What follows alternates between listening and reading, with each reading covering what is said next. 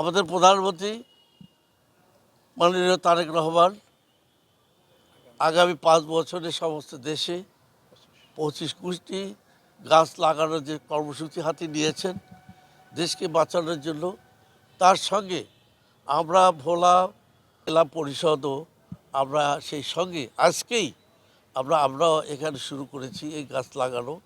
আমরা নিজেরা গাছ লাগিয়েছি এবং রেড ক্রিসেন্টের মাধ্যমে বিভিন্ন জায়গায় গাছ লাগানোর ব্যবস্থা নিয়েছি এবং ঘরে ঘরে গাছ পৌঁছে দেওয়ার ব্যবস্থা করেছি। আমরা ইনশাল্লাহ আমরা সমস্ত জেলাকে আমরা গাছের লাগানোর কর্মসূচির মধ্যে এনেছি।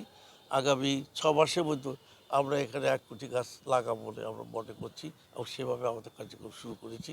এবং এই দেশের যেটা আসল জিনিস গাছকে আবার আমাদের এই কোস্টাল বেল্টে আমরা গাছ লাগিয়ে ঘূর্ণিঝড় থেকে এই অঞ্চলকে রক্ষা করার আমরা ব্যবস্থা করব।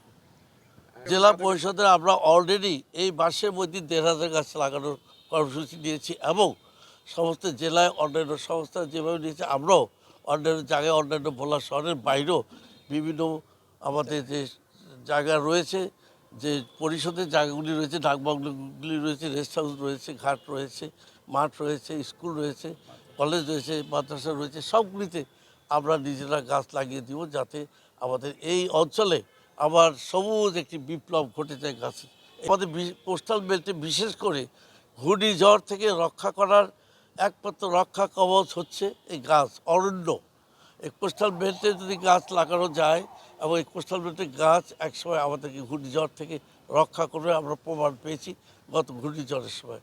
তাছাড়াও এই সবুজ বিপ্লবের মাধ্যমে আমাদের এই দেশের আমাদের পরিবেশ রক্ষা করবে, অক্সিজেনের মাত্রা বাড়াবে এবং আমাদের দেশে খাদ্যের অভাব যেটা রয়েছে, ফলের অভাব রয়েছে, গাছগাছালির অভাব রয়েছে, এগুলোর থেকে আমরা মুক্তি পাবো এবং বিভিন্ন জাতীয় গাছ যেগুলো বিলুপ্ত প্রায় সেগুলোকে আমরা পুনরায় এখানে লাগিয়ে এর থেকে আমরা মুক্তি পাবো। নায়ক তারেক রহমান দেশকে সবুজ বেষ্টনীর ভিতরে আনার জন্য 5 বছরে যে 25 কোটি গাছ লাগানোর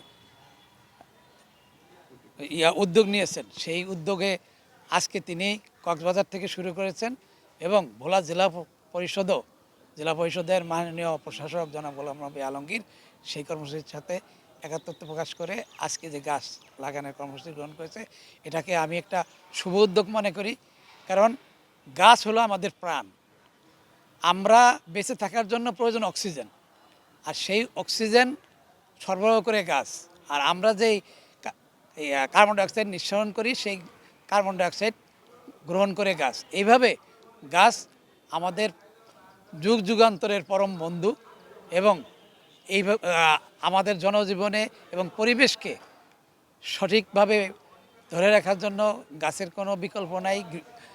ফলজ বৃক্ষ এবং অন্যান্য বনজ যে বৃক্ষ, এই 2 বৃক্ষের সমন্বয়ে আমি মনে করি এই অঞ্চলে আরও যদি সবুজ বেষ্টনী গড়ে তোলা যায়, যেমনিভাবে আমাদের পুষ্টিগুণে আমরা সমৃদ্ধ হব, আমরা পরিবেশকে ভারসাম্য আনতে পারবো এবং উপকূলীয় অঞ্চলকে ঘূর্ণিঝড়ের হাত থেকে রক্ষার জন্য এটা একটা বিশাল রক্ষা কবচ হিসেবে কাজ করবে বলে আমি বিশ্বাস করি।